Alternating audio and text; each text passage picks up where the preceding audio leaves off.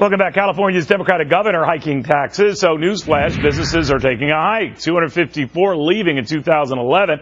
That was before it went from bad to potentially really bad. Insurance giant MetLife, the latest, seeking relief from this California crush, shipping 2,600 employees from that state and others to a lower tax state like his, North Carolina. It's a Republican North Carolina governor, Pat McCrory, on whether he can make them all feel at home. Governor, good to have you.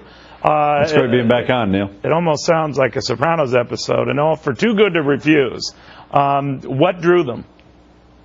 Well, first, a great quality of life, a very good business climate, and a great workforce in North Carolina. So they're setting up. We've got 2,600 new employees during the next 3 to 4 years. They're going to live either in Charlotte or Cary, Raleigh area of North Carolina. 2 different areas of North Carolina, 2 different very strong areas of North Carolina. And these new jobs are going to help build our economy. And I think they made the right decision. We're glad to have MetLife, a great company, come to North Carolina. You know, there are a lot of low tax or zero tax states like Texas and Florida trying to do what you're doing right now. In fact, I think the governors of Texas and Florida, Rick Perry and Rick Scott respectively, have this contest going with one another to do that. But there are fewer of you guys than there are the high tax state guys. What happens if you lose those jobs from a Republican-run state or a state that also has relatively low taxes? What do you offer that they do not?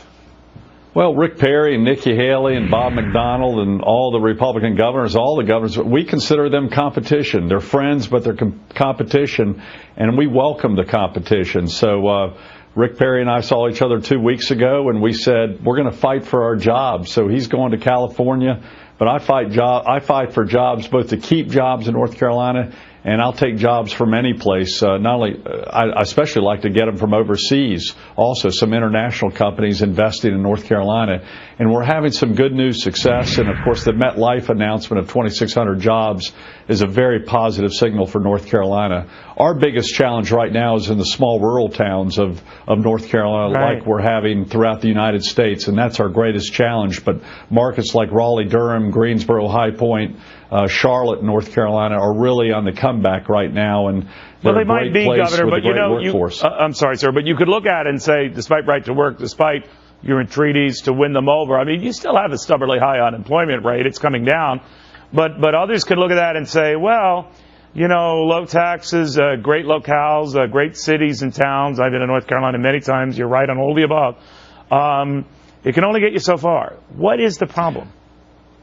Well, part of the problem is in the past 5 to 10 years, we started raising too many taxes, and we weren't being competitive with even our next-door neighbors in Virginia, Tennessee, or South Carolina. And we're looking at doing just the opposite, because I know what my competition is doing, and we plan to beat our competition. We're looking at tax reform where we can lower both the income tax and the corporate tax. I want to reward productivity, not punish productivity.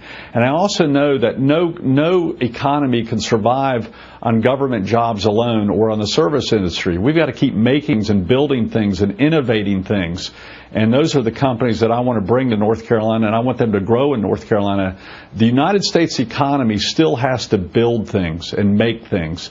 And I think North Carolina's workforce, our tax climate, and our quality of life, and our right-to-work status, which we've had for a long time and we're not going to change it, is a great recruitment tool. How much do you look at the troubles Boeing has been having? I guess the government approving the company's plan to get those 787 Dreamliner batteries fixed.